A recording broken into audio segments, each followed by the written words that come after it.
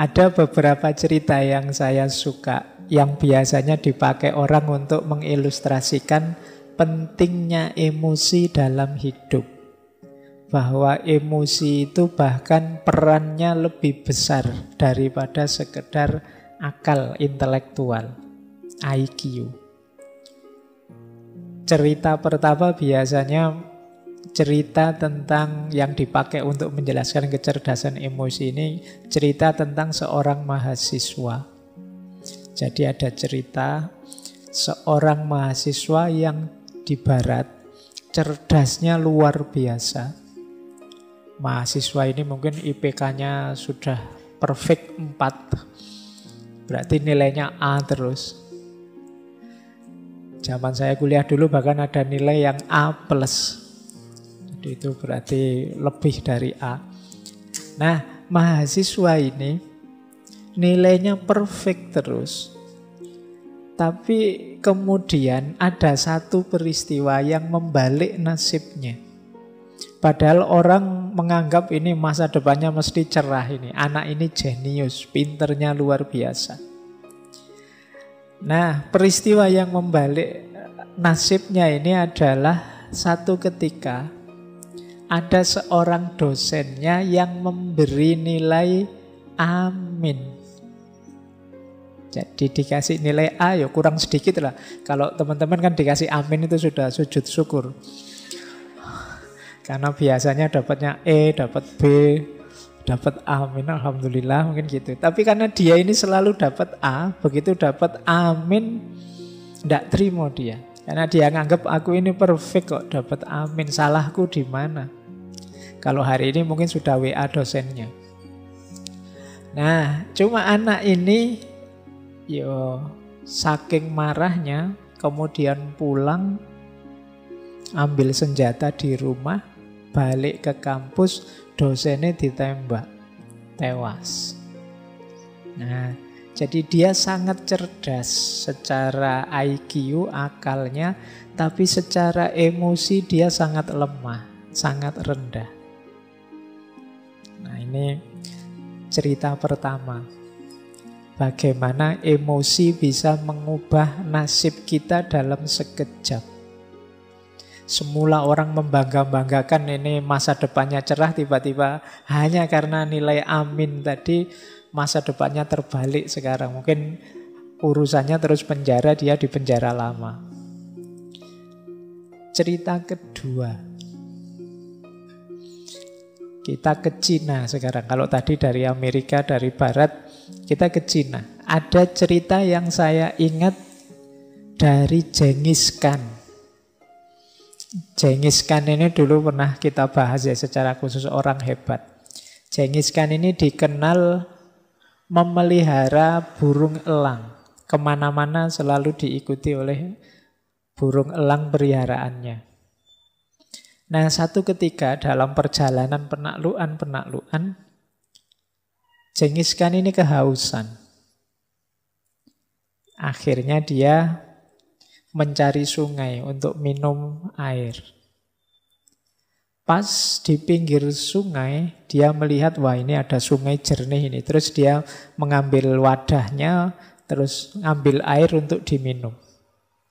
Tapi begitu air mau diminum, tiba-tiba elangnya ini menyambar dia, menyambar wadah itu sampai tumpah. Wah, marahnya Genghis Khan luar biasa. Ini gimana sih ya? Elang sudah dilatih baik-baik, sekarang kok malah kayak gini? Mabuk apa ya? Terus ya cuma sabar karena elang kesayangan kan. Ya wis enggak apa-apa lah, mungkin dia lagi enggak sadar elangnya. Terus dia ngambil lagi. Sampai 3 kali begitu, elang itu nyamber terus. Jadi sampai air minumnya tumpah terus. Saking jengkel ya, akhirnya wah ini tidak bisa dibiarkan, ini melecehkan seorang Genghis Khan.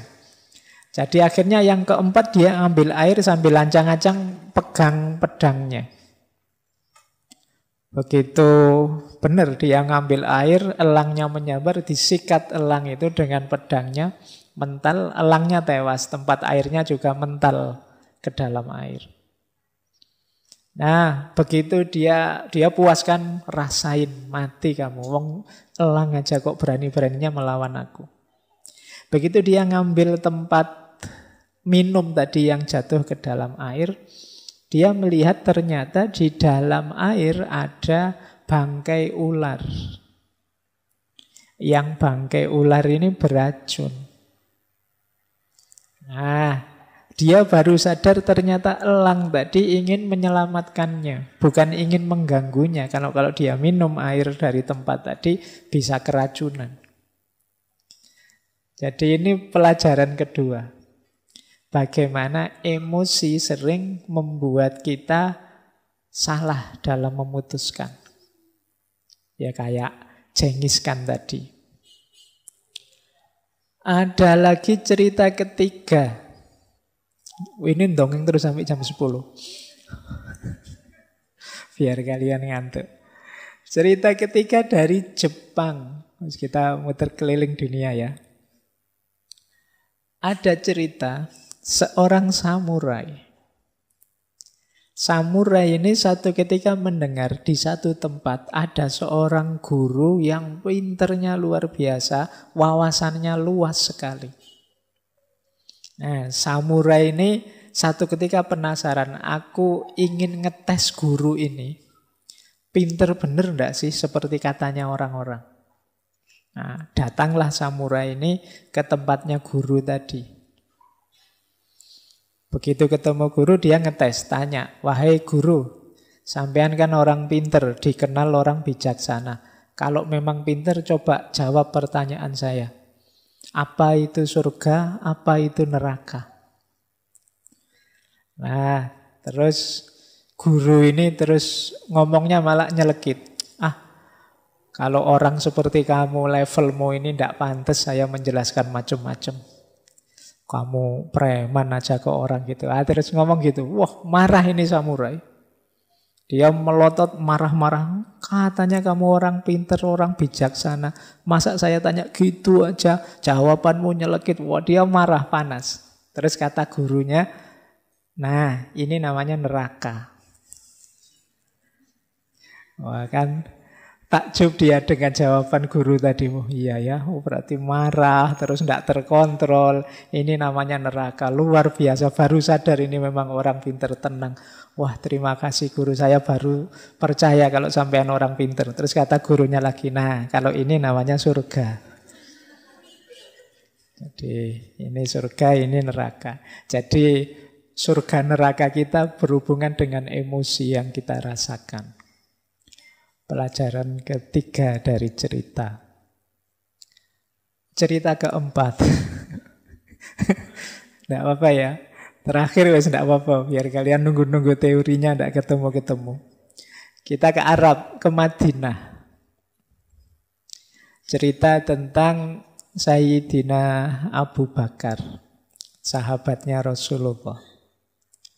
Jadi satu ketika beliau ini sedang ngobrol-ngobrol bersama Rasulullah di depan masjid. Tiba-tiba datang beberapa orang yang rupanya benci Abu Bakar.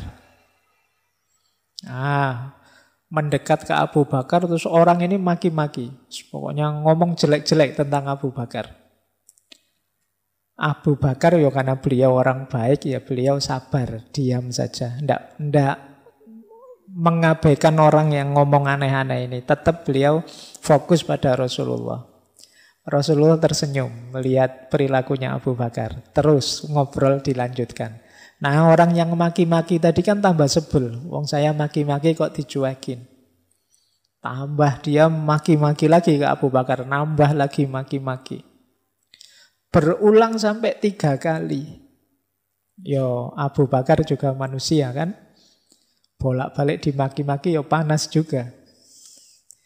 Akhirnya Abu Bakar mungkin saking jengkelnya jawab akhirnya. Jadi tidak diam saja. Bales maki-maki juga.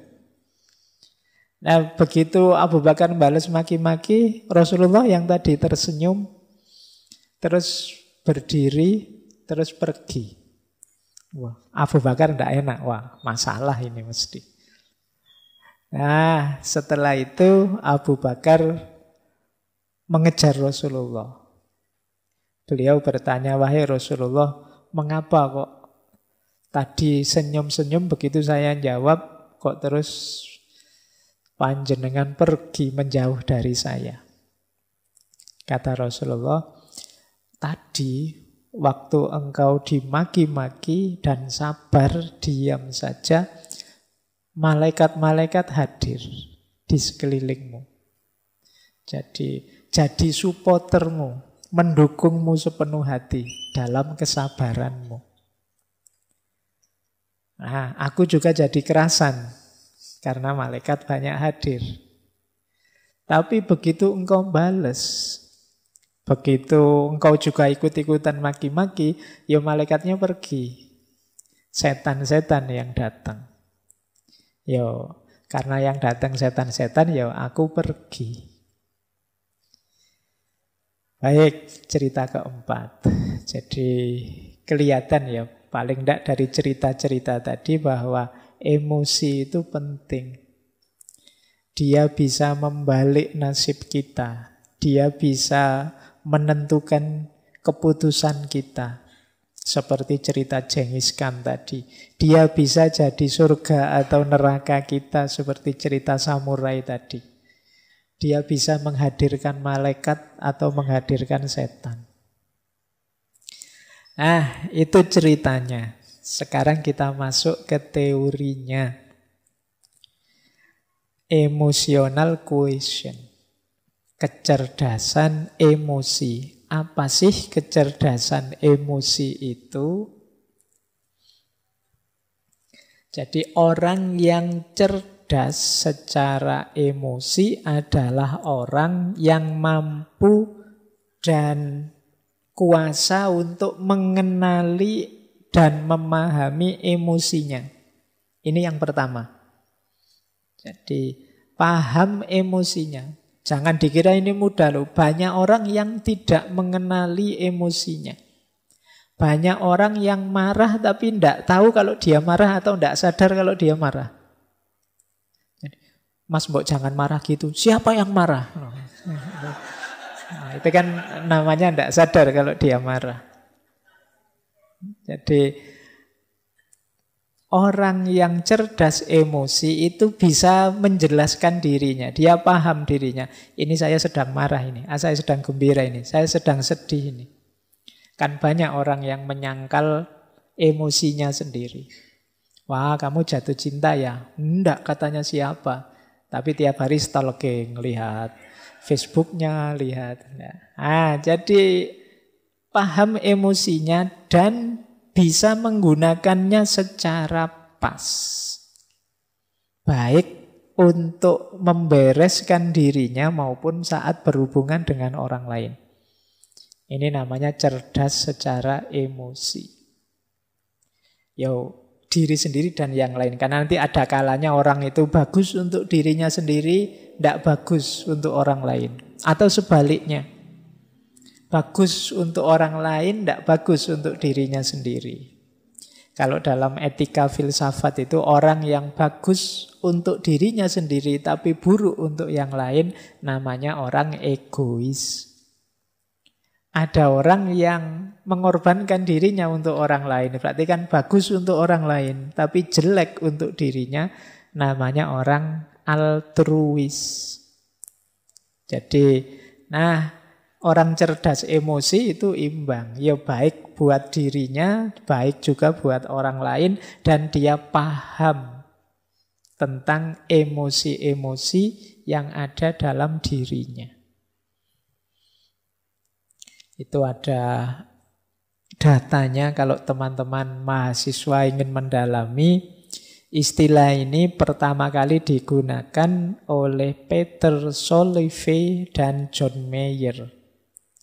Tapi yang paling mempopulerkan istilah ini ya Daniel Goleman. Teman-teman insya Allah yang mahasiswa pasti pernah dengar nama ini dengan bukunya Emotional Intelligence. Why it can matter more than IQ. Terjemahannya dalam bahasa Indonesia sudah ada. Bajakan bukunya juga ada. Sekarang buku baru itu sedih penerbitnya, bajakannya lebih cepat daripada sini masih belum jadi, yang dijual bajakan itu sudah rame. Yang penerbitnya belum laku satu pun malah yang bajak sudah ratusan eksemplar. Nah, tempatnya di mana kecerdasan emosi kalau pakai teori neuroscience posisi otak? Otak kita itu kan ada 3 bagian. Ada bagian luar, ada bagian dalam, ada bagian bawah. Bagian paling luar itu namanya neokortek. Di situ tempatnya mikir, merenung, refleksi. Jadi IQ, reason, itu ada di neokortek. Nanti bagian dalam ada limbic system. Di situ emosi-emosi. Ada yang paling bawah namanya reptilian complex atau akal reptil. Kalau ini insting. Insting untuk bertahan hidup, insting untuk mencari selamat, insting untuk berketurunan, dan lain sebagainya. Itu yang paling bawah, mungkin daerah dekat leher sini. Ada yang lebih dalam untuk emosi-emosi namanya limbic system. Yang paling luas, paling besar itu neokortek. Nah, kecerdasan emosi itu ya ketika aspek reason ketemu dengan aspek emosi. Jadi kecerdasan emosional itu mudahnya bagaimana kita mengelola emosi kita secara rasional. Jadi dia adalah persilangan antara reason dan emotion. Jadi berarti ya reasonnya juga dipakai dalam rangka mengendalikan emosi. Makanya ada yang bilang kecerdasan emosi itu dari subconscious menuju conscious. Dari bawah sadar menuju sadar. Jadi emosi bawah sadar itu kan emosi yang otomatis keluar dari diri kita. Ini kalau tidak dikendalikan oleh reason, oleh unsur neokortek tadi, ya kadang-kadang meleset tadi. Seperti Genghis Khan tadi, dia karena tidak mikir dulu ini kenapa sih elang ini yang biasanya patuh, biasanya jadi pembantu kok malah ngerusak, ada unsur apa? Yang dia mendahulukan subconsciousnya, dorongan dalam diri, dorongan kemarahannya, ya akhirnya menemukan kemalangan karena dia tidak berpikir panjang. Jadi kecerdasan emosi itu bagaimana dorongan bawah sadar kita kendalikan secara sadar. Emosi-emosi yang muncul dalam diri kita kelola secara pas, secara sadar.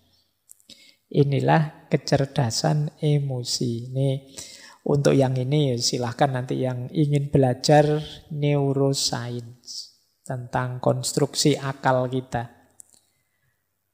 Baik, saya lanjutkan. Tidak berlama-lama di situ nanti teman-teman puyeng. Kita masuk ke sini ya. Bedanya apa sih IQ sama EQ? Kalau teman-teman tes-tes di mana-mana kan biasanya ada TPA, itu kan kebanyakan menguji IQ kita. Kalau IQ ya titik beratnya pada logika, analisis, dan relatif permanen. Jadi tingkat kecerdasan kalau aspek IQ ini relatif, makanya ketika diukur bisa, oh IQ-nya sekian, IQ-nya sekian. Itu bisa karena relatif permanen. Nah, beda dengan emotional quotient. Beda dengan kecerdasan emosi. Kalau kecerdasan emosi ini tidak paket, tidak harga mati. Dia bisa dipelajari, bisa dikembangkan.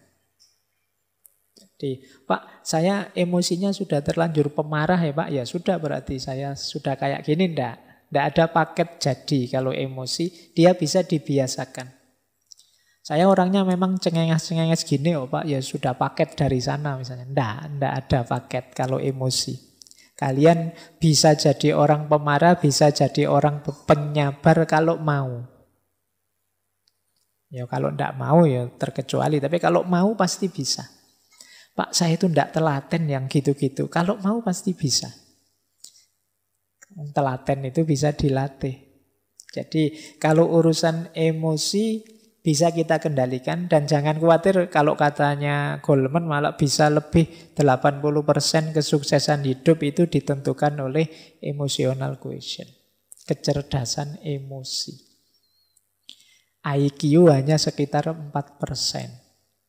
Nah, jadi ini bedanya IQ dan EQ. Emosi dianggap jauh lebih penting. Meskipun di situ saya tulis 40%. Karena dari banyak buku itu macam-macam. Yang sangat senang yang menyebutnya 80 ke atas. Tapi ada yang 40, ada yang 60. Ya kita ambil 40 lah ya. Tapi itu kan sudah besar. Jadi 40% dari hidup itu sudah luar biasa. Karena nanti masih ada spiritual, masih ada multiple quotient yang itu membuat 40 itu sudah sangat besar. Belum nanti minggu depan kita ketemu spiritual. Jadi emosi penting dibandingkan kadar kepintaran kita. Ya seperti tadi ada anak yang pinternya luar biasa tapi hidupnya terbalik dalam satu seketika ketika salah mengambil keputusan dipengaruhi oleh emosi. Kadang-kadang kan kita waktu terpengaruh emosi melakukan sesuatu dan kita sesali selamanya. Kenapa emosi ini penting? Nah, ini asumsi-asumsinya. Jadi asumsi itu dasar berpikirnya. Kenapa kok terus ada kecerdasan emosi? Yang pertama, dalam hidup ini sebenarnya emosi itu lebih mewarnai kita.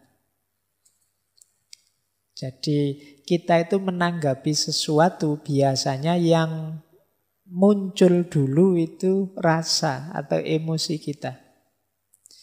Mungkin ada teman-teman atau bapak ibu yang belum pernah ke sini itu. Begitu masuk ke sini itu kan yang keluar dulu kan emosinya. Mungkin seneng, mungkin kaget, mungkin macam-macam. Itu kan emosinya dulu. Baru setelah itu pikiran bermain. Oh, yo pantes rame wong yo ada minumnya misalnya. Nah, itu pikiran belakangan, tapi kesan awalnya itu yang maju emosinya dulu. Jadi orang itu lebih banyak disituasikan oleh emosinya, bukan oleh pikirannya. Jadi kalian seneng dulu misalnya yang suka ngaji ini, suka dulu dengan ngaji ini, alasannya belakangan. Alasan itu kan dicari-cari nanti, wah enak ngaji ini, santai, wah enak ngaji ini. Itu sebenarnya alasan belakangan. Padune wis seneng duluan. Kalau kalian tidak seneng, dicari-cari juga alasannya untuk tidak seneng. Iki ngaji capopo, tidak ono Qur'ane, tidak ono ini dicari. Nah, itu belakangan juga. Yang lebih dulu apa? Tidak senengnya dulu. Yang setuju filsafat sama anti filsafat itu mesti suka dulu dan atau tidak suka dulu baru cari argumen. Nah, itu manusia. Jadi manusia itu lebih disituasikan oleh perasaan dan emosinya. Baru kemudian pikiran masuk. Meskipun tidak harga mati seperti saya bilang tadi. Bisa saja nanti setelah mikir dalam, wah keliru saya kalau seneng. Harusnya saya kritis ini. Nah ini belakangan tapi bisa diubah. Nah jadi itu asumsi pertama. Manusia itu disituasikan oleh emosi dan perasaannya. Baru kemudian pikiran merespon yang kedua. Pikiran itu kalau sudah merespon, biasanya terus dia menyimpulkan, kalau sudah begitu muncul tindakan. Saya seneng nih, kemudian iya sih karena itu santai, tidak ada tugas macam-macam, ada minumnya, terus akhirnya saya rajin ke sini. Jadi dari emosi masuk ke pikiran, kemudian muncul perilaku dan tindakan. Jadi kalau di situ saya tulis behavior, perilaku itu kan kalau terus-terusan jadi kebiasaan. Dan itulah nanti yang membentuk performan kita, profil kita.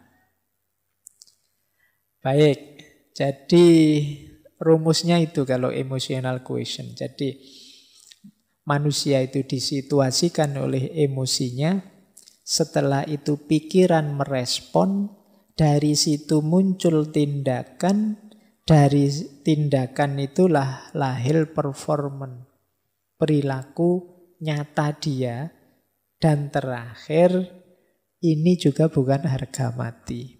Kalau kemudian dia pikir, saya seharusnya tidak begitu, saya seharusnya tidak begini ya, bisa dibiasakan ulang. Yang semula rajin bisa kemudian, saya tidak usah ikut ngaji lagi saja, tidak ngaji lagi, itu bisa. Tidak ada harga mati kalau manusia, dimensi batinnya. Baik, jadi ini asumsi-asumsinya. Nah, saya lanjut. Ini ciri-cirinya, ini umum saja ya. Semoga tidak ada yang tersinggung. Jadi ada yang emosinya rendah, kecerdasan emosi rendah, dan ada yang kecerdasan emosinya tinggi. Orang yang kecerdasan emosinya rendah, antara lain, ini saya tidak bilang semua, cirinya adalah yang pertama, cenderung mencari kesalahan pada orang lain. Kalau dia merasa tidak nyaman secara emosi. Selalu mencari kambing hitam. Siapa ya yang membuat aku gelisah? Siapa yang membuat aku ruwet kayak gini? Selalu mencari keluar. Nah, ini ciri-ciri emosinya rendah. Paling tidak dia membiarkan dirinya disulitkan, direpotkan, digelisahkan oleh orang lain. Berarti dia tidak mampu mengontrol dirinya. Seperti kemarin-kemarin kan sering kita bilang bahwa kamu itu sakit hati atau tidak tergantung dirimu, tidak tergantung orang lain. Kalau ada orang lain kok bisa membuatmu segelisah itu, ya salahmu sendiri, kamu mau digelisahkan oleh dia. Nah, jadi cenderung menyalahkan orang lain. Yang kedua, tidak mampu mengungkapkan perasaan. Seneng tapi tidak berani mengungkapkan bahwa aku suka. Benci tapi takut mau bilang aku tidak suka. Nah, ini daya kontrol emosi kita tidak bagus. Tidak cerdas mengungkapkan apa yang kita rasakan. Pak, saya tidak nyaman loh Pak ngaji kayak gini nih, tapi saya tidak berani ngomong lah. Nanti kalau saya ngomong diketawain orang semasjid ini misalnya. Nah, itu ada sering kita itu dilanda kendala untuk mengungkapkan apa yang kita rasakan. Ya kita sulit milih ekspresi yang pas, diksi yang sesuai, yang tidak menyakiti orang seperti apa. Itu kita sulit milih. Ini berarti kemungkinan memang daya kecerdasan emosi kita perlu ditingkatkan lagi. Yang ketiga, suka menyerang, menginterupsi, mengkritik, memberi cap orang lain. Nah, agresif ke orang lain. Nah, ini ciri-ciri kecerdasan emosinya kurang tinggi. Saya mau bilang rendah kok sungkan. Jadi ya, jangan suka nyerang orang lain. Ini alamat apa? Dia kesulitan untuk berempati atau memahami atau mengerti perspektif yang diambil orang lain. Jadi dia hanya merasa satu-satunya yang benar ya versiku. Akhirnya yang lain dianggap salah semua, dikritiki, diserang terus yang lain. Nah, ini kemampuan kelola emosinya rendah. Yang keempat, suka memberi analisis rasional berlebihan menanggapi ungkapan perasaan orang lain. Nah, ada enggak teman-teman yang punya teman ketika kita sedikit curhat padanya, kita curhat 3 detik dia nasihatnya setengah jam. Ya. Aku itu loh kok perasaanku ndak nyaman ya. Wah, terus kita nasihati, ya hidup itu memang begitu. Ada teori ini ada. Iya. Jadi itu sebenarnya ya termasuk ciri-ciri belum mateng emosinya. Masih ingin mendominasi, masih ingin menguasai, masih ingin orang lain harus ikut dia. Nah, terlalu banyak ingin ngontrol. Berarti dia ingin memposisikan diri lebih tinggi dari temannya, dari sahabatnya. Nah, termasuk ciri emosi yang rendah adalah sering bohong tentang perasaannya atau emotional dishonesty. Ini sama seperti tadi. Kalau tadi tidak mampu mengungkapkan, kalau ini bohong. Mungkin demi citra, mungkin demi orang lain senang, mungkin demi macam-macam. Tapi intinya dia bohong. Padahal itu merugikan dirinya, bisa juga merugikan orang lain. Karena orang lain jadi sulit memposisikan diri di hadapan kita. Suka enggak kamu kalau saya gayanya begini? Sebenarnya enggak suka, tapi bilang, wah suka sekali saya Pak. Meskipun nanti kalau saya enggak ada, diam-diam, itu loh Pak Faiz ngomong apa sejak tadi misalnya. Nah, ini namanya emotional dishonesty. Jadi ketidakjujuran emosional. Ini kalau orang-orang dekat kita, kalau kita tahu mereka tidak jujur kan menyakitkan. Jadi tidak hanya merugikan diri sendiri, tapi merugikan orang lain juga. Karena kita jadi sulit memposisikan diri di hadapan dia, wong dia tidak jujur. Jadi seneng tapi bilangnya benci, benci tapi bilangnya seneng, itu kan merepotkan. Jadi, ya mbok kalau seneng bilang saja seneng. Meskipun saya seneng sih, tapi ya kamu ndak usah terbebani lah, wong cuma saya saja. Kok kan ndak masalah. Yang penting kamu jujur. Nah, biasanya juga orang yang emotional quotient-nya rendah itu adalah pendengar yang jelek. Ndak betah dia mendengarkan. Suka interupsi, suka debat. Tidak mampu menunggu orang sampai tuntas bicara. Di tengah jalan selalu menyela. Nah, ini kemampuan kontrol dirinya rendah. Mungkin kadang kalau debat itu kan sering saling nyamber itu. Mungkin dia khawatir kalau ini teman lawan bicaraku selesai ngomong, jangan-jangan sulit aku bantahnya. Akhirnya dicegati tengah jalan. Nah, ini pendengar yang jelek. Berarti debatnya memang nyari menang kalah, bukan mencari yang benar. Maka yuk latihan. Terus melebih-lebihkan atau mengecil-ngecilkan yang dirasakan. Kan banyak orang itu hal kecil diheboh-hebohkan. Perasaannya sendiri yang biasa saja sebenarnya itu urusan sepele, tapi seolah-olah wah, sekedar misalnya, wah aku kok enggak kebagian minum ya, wah jangan-jangan takmirnya sentimen saya. Jangan-jangan dibesar-besarkan. Ini mungkin dia khawatir tersaingi oleh aku mungkin. Dia khawatir mikirnya tidak karu-karuan, melebih-lebihkan. Jadi mendramatisir hal-hal yang sebenarnya biasa-biasa saja. Baik, terus tidak peka terhadap perasaannya orang lain. Jadi orang seperti apa dia tidak peka. Jadi ngertinya ya perasaanku saja. Dia marah-marah kalau orang tidak mengerti dirinya, tapi dia tidak mau mengerti orang lain. Kemudian sering merasa insecure, tidak aman. Sukar menerima kesalahan diri sendiri dan berat kalau mau minta maaf. Jadi kalau ada teman-teman punya ciri begini, berarti ya harus belajar lagi emotional quotient. Kecerdasan emosional. Kemudian pesimis, merasa dunia ini tidak adil. Wah, tidak adil dunia ini. Orang kaya kok tambah kaya, aku kok tambah miskin. Kan sering yang mengeluh begitu kan banyak. Tidak adil Allah ini. Kadang-kadang Allah juga dimarahi. Nah, ini hidup pesimis. Apa maunya Allah itu? Saya kemarin baca di mana itu. Apa yang dipikirkan Tuhan itu kan gitu. Kan banyak yang komplain dengan kalimat-kalimat begitu. Baik, jadi pesimis. Sukanya mengeluh. Yang dilihat yang buruk-buruk, yang jelek-jelek saja. Ini ciri-ciri emosional kecerdasannya rendah. Kemudian kaku, tidak luwes. Jadi sulit beradaptasi terhadap perubahan-perubahan dalam hidup. Orang yang kaku itu kan berat, mudah patah. Maka jadilah orang yang tangguh. Tangguh itu bukan berarti kaku. Kalau pakai ilustrasi biasanya orang berilustrasi kayak sabuk. Sabuk itu kan lentur.